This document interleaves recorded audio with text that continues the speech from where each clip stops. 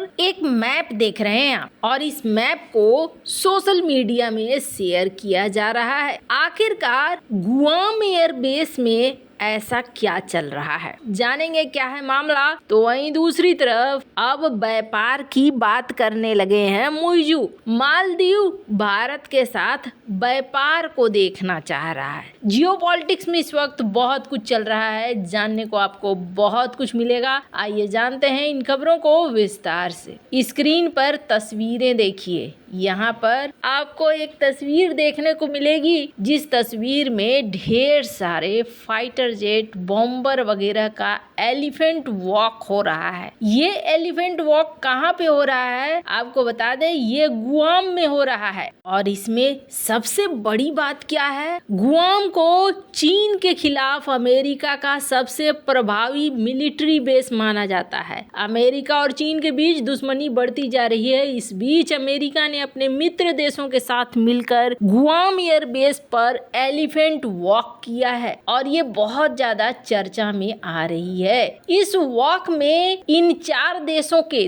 30 से ज्यादा लड़ाकू विमानों ने हिस्सा लिया है। इस एलिफेंट वॉक का प्रमुख उद्देश्य क्षेत्र में आक्रामक गतिविधियों में शामिल चीन को अपनी ताकत का एहसास कराना माना जा रहा है। गुआम एयर फोर्स स्टेशन पर आयोजित एलिफेंट वॉक में अमेरिकी वायुसेना, मरीन, नौसेना, रॉयल ऑस्ट्रेलियाई वायुसेना, Japan air self defence force, फ्रांसीसी वायु और अंतरिक्ष बल और कोरिया गणराज्य वायुसेना के विमानों ने हिस्सा लिया है। अमेरिका, फ्रांस, जापान, दक्षिण कोरिया और ऑस्ट्रेलिया के इस एलिफेंट वॉक में कुल मिलाकर 33 लड़ाकू विमान शामिल हुए हैं और इस एलिफेंट वॉक का आयोजन 5 फरवरी को किया गया था। अमेरिका ने गुआम के एंडरसन एयरफोर्स बेस पर एलिफेंट वॉक के आयोजन पर कहा कि इसने हमारी मित्र देशों के साथ मिलकर काम करने की क्षमता को बढ़ाया है। एक अमेरिकी कमांडर ने इसे अद्भुत और हैरान कर देने वाला बताया है। मन में ख्याल होगा कि एलिफेंट वॉक क्या होता है, तो आपको बता दें एलिफेंट वॉक द्वितीय विश्व युद्ध के समय की एक युद्ध कला है। उस समय दुश्मन देशों पर बमबारी करने के लिए एक साथ बड़ी संख्या में लड़ाकू विमानों और बॉम्बर्स को टेक ऑफ करवाया जाता था। किसी हाथी की झुंड के समान दिखता था जिसमें विमान हाथी की नाक से पूंछ तक की आकृति में रनवे पर तैनात किए जाते थे। इसमें बड़े हेलीकॉप्टर, ट्रांसपोर्ट हेलीकॉप्टर सब शामिल होते थे। अब सवाल ये उठता है कि अचानक हाल के दिनों में गतिविधियां क्यों बढ़ा रहा है यहाँ पर अमेरिका। तो ऐसा माना जा रहा है कि चाइना कभी भी कुछ भी कर सकता है और इसी को ध्यान में रखते हुए अमेरिका अपनी शक्तियों को यहाँ पर बढ़ा रहा है और अपनी शक्तियों का प्रदर्शन कर रहा है चाइना के सामने। अब सवाल ये उठता है कि असल में जब युद्ध शुरू होगा तो फिर क्या होगा। वैसे आपको बता दें, जो आपने ये मैप देखा, इस मैप में भी इसी चीज को दिखाया गया है कि यहाँ पर जितने भी बेस हैं, कहा जा रहा है उन सारे बेस में कुछ न कुछ एक्टिविटी ऐसी दिख रही है से माना जा रहा है कि एक प्रैक्टिस हो रही है।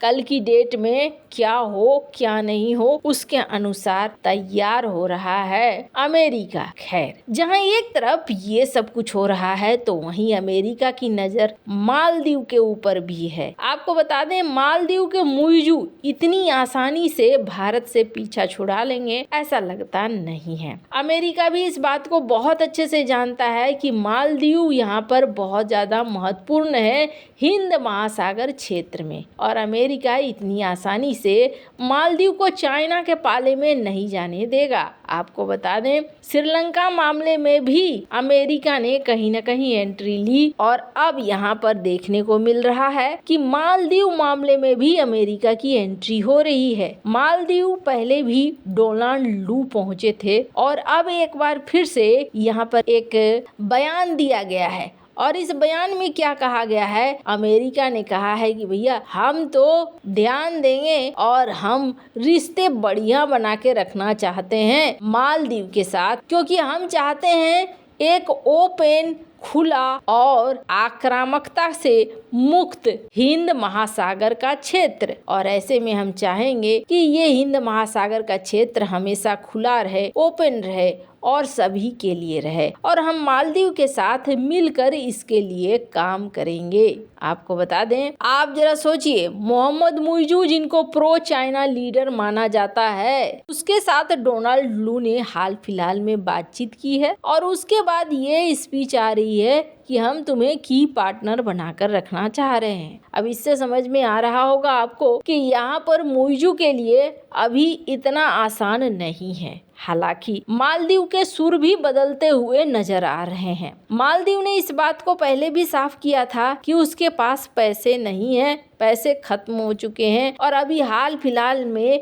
मालदीव को चेतावनी भी दी है IMF ने और IMF की चेतावनी के बाद ऐसा लगता है जैसे मालदीव थोड़ा रिस्क वाले पोजीशन में आ गया है और IMF ने इस बात को साफ कर दिया था कि आपकी इकोनॉमिक सिचुएशन अच्छी नहीं है, आपके पास पहले से ही कर्ज है और अगर आपने नीतियों में बदलाव नहीं लाया तो आपका कर्जा और भी ज्यादा बढ़ता जाएगा। वैसे आपको बता दें, मालदीव चाइना को खुश करने में लगा हुआ है और 2014 में चीन के राष्ट्रपति की यात्रा के दौरान चीन मालदीव का एक मैत्री पुल बनना शुरू हुआ था, जबकि यहीं के तकरीबन 17 द्वीपों को पर्यटन के तौर पर विकसित करने के लिए करीब 400 अरब डॉलर का कर्ज भी चीन ने मालदीव को दिया था और इन द्वीपों को अगले 50 साल के लिए पट्टा करवा लिया था। मालदीव चीन के कर्ज तले जबरदस्त तरीके से दबा हुआ है। 2014 में ही ये सारा सीन शुरू हुआ था। आपको बता दें, अब भारत से पर्यटन मामले में तो पंगे ले ही चुका है मालदीव, लेकिन अब मालदीव चाहता है कि कम से कम व्यापारिक रिश्ते ठीक हो। भारत और मालदीव के बीच में तनाव जारी है। इसी बीच भारतीय उच्चायुक्त मुनू महावर ने गुरुवार को मालदीव के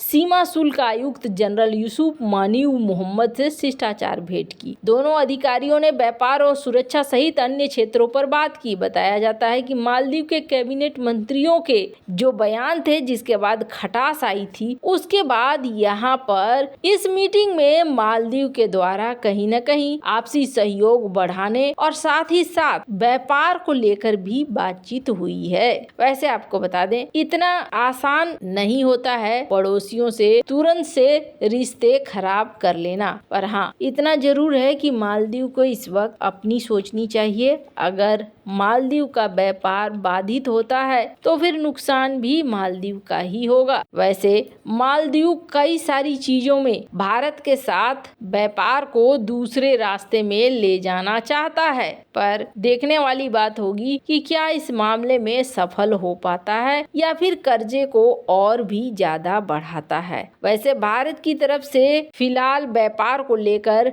कोई भी खबर नहीं आई है, पर यहाँ पर मालदीव व्यापार को जारी रखना चाहता है। खैर, एकदम गुरु वाला हाल है मुइजू के साथ। चाइना भी यही चाहता है कि व्यापार को ठीक रखो, बाकी हमारे तुम्हारे बीच में जो कुछ हो रहा है होने दो। वैसे आपको क्या लगता है इन सब मामले में, आपकी क्या राय है? कमेंट कर जरूर बताएं। जल्द मिलते हैं अगले वीडियो में नई खबर के साथ।